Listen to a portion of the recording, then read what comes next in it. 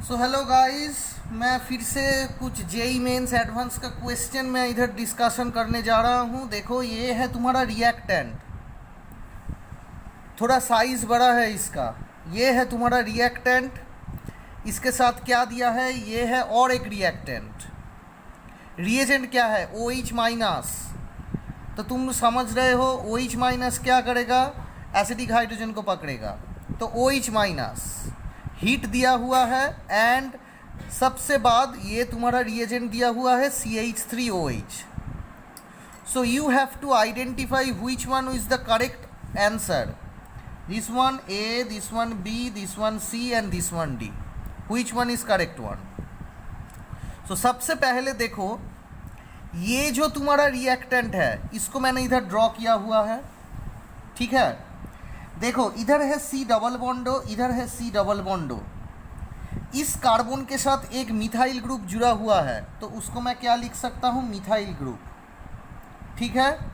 अब देखो, ये जो कार्बन है इस कार्बन के साथ कितना, इस कार्बन का कितना हाथ है, 1 2 3 और ये आ गया तुम्हारा 4। तो 1 2 3 और ये है तुम्हारा 4। तो इस ये जो बॉन्ड है, इस बॉन्ड में क्या हो रहा है, कार्बन हाइड्रोजन के साथ लिंक्ड अप हुआ है। तो देखो OH माइनस आके, पहले देखो ये तो फंक्शनल ग्रुप है तुम्हारा, तो ये है तुम्हारा फंक्शनल ग्रुप, ये है तुम्हारा फंक्शनल ग्रुप। तो इस फंक्शनल, दोनों फंक्शनल ग्रुप के एकदम बीच में जो ये कार्बन है, तो वो कार्बन तो फंक्शनल ग्रुप के बगल वाला कार्बन है ना। तो उस कार्बन के साथ जो हाइड्रोजन जुड़ा हुआ है वो हो गया तुम्हारा अल्फा हाइड्रोजन, जो हाइड्रोजन जुड़ा हुआ है। तो क्या होगा, OH माइनस आके इस हाइड्रोजन को एज ए प्रोटॉन एक्सेप्ट कर लिया and it will release as H2O and the bond electron density undergoes electrolytic fission and it will jump over that carbon। तो हो गया तुम्हारा ये स्ट्रक्चर। अभी तुम बोल सकते हो कि सर ये जो माइनस चार्ज है, ये माइनस चार्ज तो 3 डिग्री माइनस चार्ज है, मतलब ये जो कार्बन के ऊपर माइनस चार्ज है वो कार्बन कितना कार्बन के साथ जुड़ा हुआ है, इधर एक कार्बन है, इधर एक कार्बन है, इधर एक कार्बन है। तो 3 डिग्री कार्बनायन तो सर अनस्टेबल हुआ। एज वेल एज ये जो मिथाइल ग्रुप है, मिथाइल ग्रुप तो इंडक्टिव इफेक्ट के साथ इलेक्ट्रॉन डेंसिटी डोनेट कर रहा है इस कार्बन सेंटर के ऊपर, इसीलिए ये तो नेगेटिव चार्ज ज़्यादा हो गया। ये तो अनस्टेबल स्ट्रक्चर होने का चांस ज़्यादा है, पर नहीं, क्यों नहीं, इधर इंडक्टिव इफेक्ट एक मिथाइल दे रहा है, पर उसके कंपैरिजन में अगर मैं देखूं तो क्या हो रहा है, देखो ये नेगेटिव चार्ज अगर इस बॉन्ड के ऊपर चला आया तो ये बॉन्ड उठ के इधर चला जाएगा, मतलब इधर एक रेजोनेंस हो रहा है। अगर देखो ये नेगेटिव चार्ज इस बॉन्ड के ऊपर चला आया तो कार्बन ऑक्सीजन के अंदर जो डबल बॉन्ड है उसमें एक पाई इलेक्ट्रॉन हेट्रोलाइटिक फिशन होकर ऑक्सीजन के ऊपर चला है। मतलब देखो ये जो नेगेटिव चार्ज है दोनों C डबल बॉन्डो कीटो ग्रुप के अंदर रेजोनेंस हो रहा है एंड ये जो रेजोनेटिंग इफेक्ट है, ये इसका जो स्टेबिलिटी है, ये जो due to this resonance effect the stability gained by this conjugate base is overcomed by the destabilising inductive effect. मतलब दोनों रेजोनेंस इफेक्ट में जितना स्टेबल हो रहा है ये स्ट्रक्चर, वो स्टेबिलिटी इफेक्ट ओवरराइट कौन इफेक्ट को कर दे रहा है, ये जो डिस्टेबिलाइजिंग इफेक्ट है CH3A plus I effect show करने के लिए, ठीक है। तो ये तुम्हारा कॉन्जुगेट बेस हो गया रेजोनेंसिकली स्टेबिलाइज्ड। अब देखो क्या हो रहा है, और एक जो मैंने इधर रिएक्टेंट दिया हुआ है वो रिएक्टेंट मैंने इधर ड्रॉ किया हुआ है, ठीक है। तो ये जो माइनस चार्ज है, ये माइनस चार्ज इधर अटैक कर सकता था तो ये ऊपर आ सकता था, पर नहीं करेगा। क्यों नहीं करेगा, क्योंकि अगर ये न्यूक्लियोफाइल इस इलेक्ट्रोफिलिक कार्बन को अटैक करेगा तो देखो ये तो ऊपर आएगा पर वो रेजोनेंसिकली स्टेबिलाइज नहीं होगा। एज वेल एज ये जो डबल बॉन्ड है, ये डबल बॉन्ड पूरा डबल बॉन्ड कैरेक्टरिस्टिक नहीं है, ये थोड़ी देर के लिए क्या हो सकता है, सिंगल बॉन्ड कैरेक्टरिस्टिक भी हो सकता है। क्यों?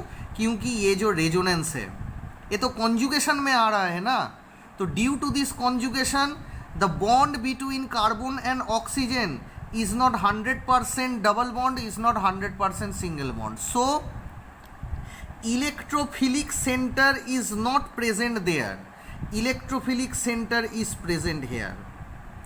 ओके तो ये जो न्यूक्लियोफिल फाइल है वो आके इस इलेक्ट्रोफिलिक सेंटर को अटैक किया एंड ड्यू टू रेजोनेंस ये पाई इलेक्ट्रॉन क्लीवेज होके इस कार्बन कार्बन के बॉन्ड के अंदर चला गया एंड ये जो सी डबल बॉन्ड वो है ये इसके ऊपर हेट्रोलाइटिक फिशन होके उठ के ऑक्सीजन के ऊपर माइनस होके चला गया। तो देखो क्या हो रहा है, ये जो चीज़ है इस कार्बन के साथ इस कार्बन जुड़ गया है, देखो कार्बन जुड़ गया है, उसके बाद एक बॉन्ड इधर है, उसके बाद ये वाला इधर डबल बॉन्ड है, उसके बाद बॉन्ड ओ उसके ऊपर माइनस है। अब देखो क्या हो रहा है ये चीज़, उसके बाद देखो बेंजीन एंड इधर देखो CH CO मतलब OCH3 है। अब देखो तुम्हारे पास क्या दिया हुआ है, फिर से क्या रिएजेंट है, अल्कोहल मतलब मिथाइल अल्कोहल मिथानॉल। तो ये O- इस ऑक्सीजन हाइड्रोजन के अंदर से जो हाइड्रोजन है एज ए प्रोटॉन वो अपने तरफ निकल रहा है, अपने तरफ ले लिया है, तो इसीलिए ये बॉन्ड का हेट्रोलाइटिक डेंसिटी हो गया ऑक्सीजन के ऊपर चला है। तो देखो तुम्हारा स्ट्रक्चर हो गया ये। अभी भी इसका थोड़ा रीअरेंजमेंट बाकी है, क्या होगा देखो, पहले देखो अब जो OH- है फिर से वो OH- आ चुका है। क्यों आ चुका है? क्योंकि देखो ये OH- ये देखो ये तो तुम्हारा OH लिंकेज है ना, तो ये जो तुम्हारा OH लिंकेज है ये तो तुम्हारा फंक्शनल ग्रुप है। तो फंक्शनल ग्रुप के बगल वाला जो कार्बन है उस कार्बन के साथ जो हाइड्रोजन जुड़ा हुआ है वो है तुम्हारा अल्फा हाइड्रोजन। तो इसीलिए ये जो हाइड्रोजन है उस हाइड्रोजन को कौन पकड़ ले रहा है, OH-।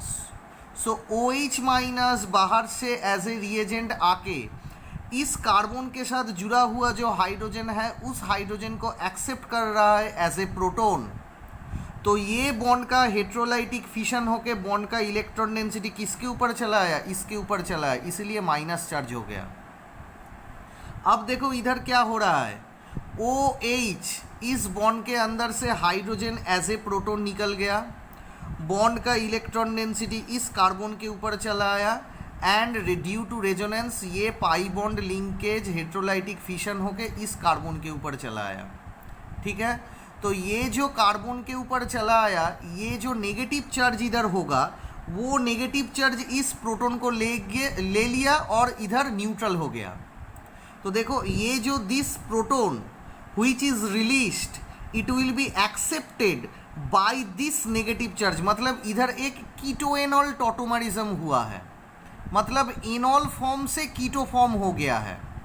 अब देखो ये जो कीटो फॉर्म हो गया, कीटो फॉर्म होने का बाद इधर जो नेगेटिव चार्ज हो रहा है मतलब वो तो after removal of this hydrogen it will be act as a conjugate base. तो वो जो कॉन्जुगेट बेस वो तो स्टेबल हो जा रहा है ना, क्योंकि इधर कीटो फॉर्म तुम्हारा फॉर्म हो गया।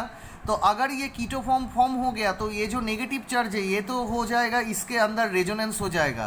तो रेजोनेंस होने के बाद क्या हो जाएगा, रेजोनेंस होने के बाद हो जाएगा ये कॉन्जुगेट बेस तुम्हारा स्टेबल आ जाएगा। अब देखो ये नेगेटिव चार्ज मतलब aldol type, intramolecular aldol type of condensation कर रहा है। तो क्या देखो ये जो कॉन्जुगेट बेस जो वे है मतलब न्यूक्लियोफिलिक सेंटर है, न्यूक्लियोफिलिक सेंटर किसके अंदर अटैक कर रहा है, देखो इस कार्बन के ऊपर अटैक कर रहा है, मतलब ये एक तुम्हारा इलेक्ट्रोफिलिक सेंटर है। ठीक है, तो देखो अगर ये दूसरा कोई इलेक्ट्रोफिलिक सेंटर इधर भी तो था तो क्यों नहीं अटैक किया, मतलब अगर ये इसमें अटैक करता तो एक क्या होता ना, एक पूरा का पूरा ये तो एक रिंग है उसके साथ और एक इधर रिंग हो जाता, मतलब एक ब्रिजेट पोजीशन, मतलब थोड़ा कॉम्प्लेक्स स्ट्रक्चर होता। तो वो नहीं होगा due to angle strain, angle strain हो जाता है। ये अगर इस इलेक्ट्रोफिलिक सेंटर को अटैक करता तो एक एंगल स्ट्रेन हो जाता। ठीक है, अब देखो क्या हो रहा है, ये नेगेटिव चार्ज इस कार्बन के अटैक कर रहा है तो ये जो C डबल बॉन्ड O है वो इसके ऊपर चला गया, तो वो इसके ऊपर चला जाने के बाद देखो क्या हो गया, O माइनस हो गया। तो वो माइनस O माइनस अभी क्या करेगा, H2O से हाइड्रोजन एक्सेप्ट करेगा, करके OH हो गया। तो देखो ये जो नेगेटिव है और ये जो कार्बन है ये पूरा का पूरा अटैच्ड हो गया। एंड ये जो O माइनस होगा, O माइनस हाइड्रोजन प्रोटॉन को लेने के बाद OH हो जाएगा। अब देखो लास्ट में तो एल्डोल कॉन्डेंसेशन में तो पानी तुम्हारा निकलेगा ही निकलेगा। दोनों आजू बाजू में जो कार्बन है, एक कार्बन में हाइड्रोजन है, एक कार्बन में OH है।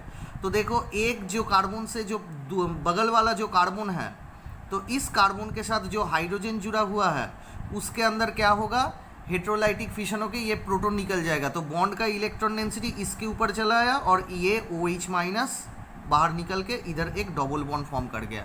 अब इधर you can ask me A question that sir यहाँ से भी तो हाइड्रोजन निकल सकता है, पर नहीं होगा क्योंकि इधर तो हाइड्रोजन भी नहीं है। ये जो कार्बन है इस कार्बन का हाथ देखो, 1 2 3 4 हाइड्रोजन भी नहीं है। सर इधर भी तो हो सकता है, अगर तुम्हारा इधर से हाइड्रोजन निकलेगा तो इधर से हाइड्रोजन निकलेगा तो फिर से एक तुम्हारा एंगल स्ट्रेन होगा, क्योंकि एंगल स्ट्रेन देखो ये अगर तुम्हारा डबल बॉन्ड हो गया तो ये जो पूरा का पूरा ये तो 120 डिग्री 120 डिग्री होना चाहिए, पर ये तो नहीं होगा ना 120 डिग्री। इसीलिए अगर तुम्हारा यहाँ से जो हाइड्रोजन है वो हाइड्रोजन निकल के इधर अगर डबल बॉन्ड क्रिएट होता तो इस एक एंगल स्ट्रेन तुम्हारा इधर हो जाता। तो वैसा तो एंगल स्ट्रेन तुम्हारा एक्सेप्टेबल नहीं है ना, तो इसीलिए डबल बॉन्ड यहाँ से निकला। तो अगर डबल बॉन्ड यहाँ पर हुआ तो इधर कोई भी एंगल स्ट्रेन तुम्हारा नहीं होगा, क्योंकि ये एक 6 मेंबर्ड है और ये तुम्हारा हो गया 5 मेंबर्ड रिंग है। इसीलिए अगर डबल बॉन्ड इधर क्रिएट होता तो इधर एंगल स्ट्रेन होता, पर इधर नहीं होगा क्योंकि ये 6 मेंबर्ड रिंग है। ओके, नेक्स्ट क्वेश्चन देखो, ये है, ये तुम्हारा रिएक्टेंट है। रिएजेंट देखो, एक नॉन रिएजेंट तुम्हें दिया हुआ है NaOH plus Br2, Hofmann bromamide degradation, मतलब हॉफमैन डिग्रेडेशन रिएक्शन का रिएजेंट है। हॉफमैन डिग्रेडेशन का रिएजेंट है, उसके बाद तुम्हारा दिया हुआ है इधर H प्लस एंड हीट।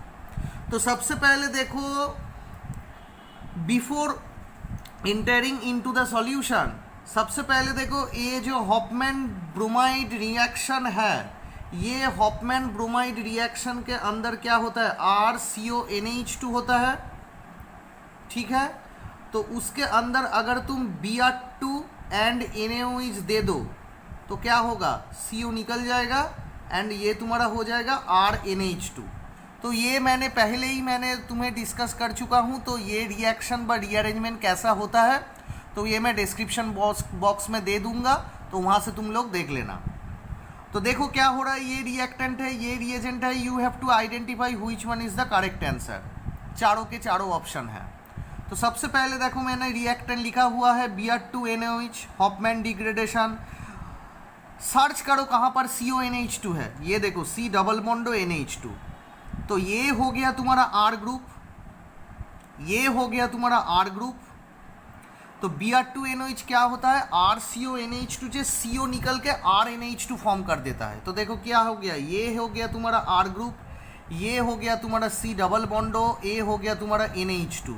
तो क्या होगा, अगर तुम इसके अंदर Br2 NaOH दे दो तो क्या होगा, Br2 NaOH मतलब NaOBr हो जाएगा। पर ये वाला जो रिएजेंट है, ये वाला रिएजेंट ध्यान से देखो, जो Br2 NaOH इधर जो दिया हुआ है, सबसे पहले क्या होगा, सबसे पहले पर ये इधर तुम देखो, इधर तुम RCONH2 को तुम लिंकेज नहीं किए हो, क्योंकि इधर एक रिएजेंट तुम्हारा नहीं है, क्या है, अल्कोहलिक KOH और अल्कोहलिक NaOH, वो तुम्हें मेंशन नहीं किया हुआ है। इधर Br2 प्लस अल्कोहलिक NaOH नहीं दिया हुआ है।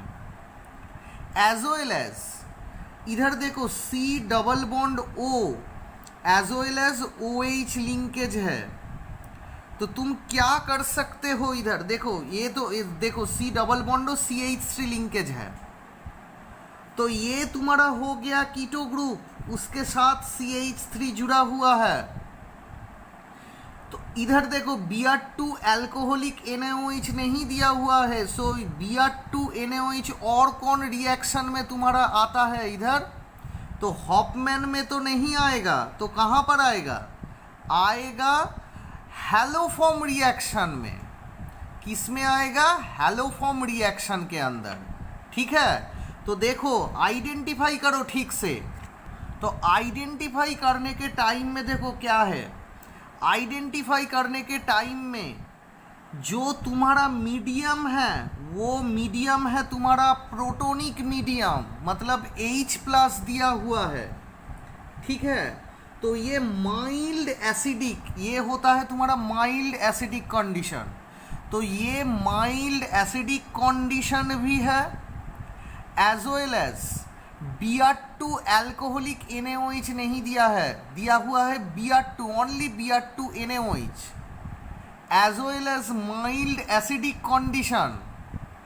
तो ये हॉफमैन ब्रोमोएमाइड डिग्रेडेशन नहीं होगा, ये आ जाएगा तुम्हारा हैलोफॉर्म रिएक्शन के अंदर, ये आ जाएगा तुम्हारा हैलोफॉर्म रिएक्शन के अंदर। ठीक है, तो चलो क्या हो रहा है देखो, इधर इस ग्रुप तो जैसे था वैसे ही छोड़ दो क्योंकि हॉफमैन डिग्रेडेशन नहीं होगा। तो क्या होगा, ये जो C डबल बॉन्ड CH3 है, इस जो बॉन्ड है, इस बॉन्ड का अंदर इस बॉन्ड के अंदर तुम्हारा हैलोफॉर्म रिएक्शन होगा।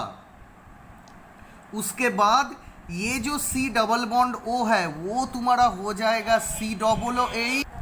तो अब देखो इधर तुम्हारा, इधर जो तुम्हारा रिएजेंट दिया हुआ है, एक चीज़ तुम्हारे इधर देना चाहिए था, ये जो Br2 है ये Br तुम्हें एक्सेस देना चाहिए था। ठीक है, तो थोड़ा आसान होता समझने के लिए। जो एक्सेस Br2 मतलब तीनों Br आता है NaOH के अंदर, तो तभी तुम्हारा हैलोफॉर्म होता है, तो तुम्हें समझने में आसानी होता। तो ये तो समझने में थोड़ा दिक्कत हो गया ना, तो तुम्हें इधर एक्सेस नहीं दिया है। तो यहाँ से तुम देखो दोनों ऑप्शन है, एक तुम्हें अल्कोहलिक NaOH नहीं दिया हुआ है एंड माइल्ड एसिडिक कंडीशन दिया हुआ है, इसीलिए तुम्हारा हॉफमैन डिग्रेडेशन नहीं हो गया। तो ये जो बॉन्ड है, इस जो बॉन्ड कार्बन CH3, ये वाला बॉन्ड में रिएक्शन होगा, रिएक्शन होने के बाद तुम्हारा एक हो गया OH, C double bond OH हो जाएगा, एंड एक जो इधर कार्बन है वो तुम्हारा आ जाएगा CHBr3, मतलब ब्रोमोफॉर्म। ठीक है, तो इसका भी मैंने रिएक्शन मैकेनिज्म मैंने करवा दिया है, मैं ड्रॉप बॉक्स में दे दूंगा इसका लिंक, मैकेनिज्म पूरा दिया हुआ है। मतलब देखो इधर एक ये बहुत ही एक इंटरेस्टिंग क्वेश्चन है, एक्सेस Br2 नहीं दिया हुआ है, सेम रिएजेंट दिया हुआ है, तुम्हें आइडेंटिफाई करना पड़ रहा है इधर हॉफमैन होगा क्या या हैलोफॉर्म होगा। तो पहले देखने के पता चलता है हैलोफॉर्म हॉफमैन डिग्रेडेशन होगा, पर वो नहीं हुआ, क्या हो गया, हैलोफॉर्म हो गया, क्योंकि अल्कोहलिक NaOH नहीं है, देन माइल्ड एसिडिक कंडीशन दिया हुआ है, इसलिए हॉफमैन डिग्रेडेशन नहीं हुआ। तो देखो ये चला आया तुम्हारा। अब देखो ये जो कार्बन है, कार्बन कार्बन सिंगल बॉन्ड है, तो इसका तो रोटेशन हो सकता है तुम्हारा। अगर ये रोटेशन किया तो ये जो पूरा लिंक अप है ये तुम्हारा इधर आ जाएगा, एंड ये जो कार्बन मिथाइल है ये तुम्हारा इधर आ जाएगा। तो देखो ये हो गया, ये CCH3 चला आया इधर, एंड ये जो पूरा चीज़ है ये चला आया इधर।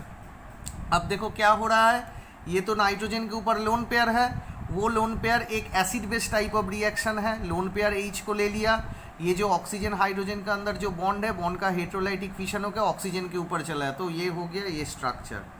तो अभी हीट देने के बाद ये जो नाइट्रोजन है, ये नाइट्रोजन इस कार्बन के साथ लिंक्ड हो जाएगा, एंड ये पूरा CO2 होके निकल जाने के बाद ये नाइट्रोजन एंड इस कार्बन के अंदर एक रिंग हो जाएगा, मतलब पांचों एलिमेंट का एक रिंग है जिसके अंदर 4 कार्बन है। कि कौन सा वाला कार्बन है, A है, 1 है, 2 है, 3 है, 4 है। जो ये कार्बन है ये है तुम्हारा ये कार्बन, ये वाला है ये जिसके साथ मिथाइल जुड़ा हुआ है, उसके साथ और एक कार्बन जिसके साथ मिथाइल जुड़ा हुआ है, उसके साथ ये वाला कार्बन, उसके साथ ये नाइट्रोजन फॉर्म हो गया, एंड ये तुम्हारा हो गया क्या, ये तुम्हारा H2 यहाँ से निकल गया, इधर से H2 निकल जाएगा, एंड यहाँ से CO2 निकल जाएगा, C डबल बॉन्ड O, मतलब CO2 निकल जाएगा यहाँ से। ठीक है।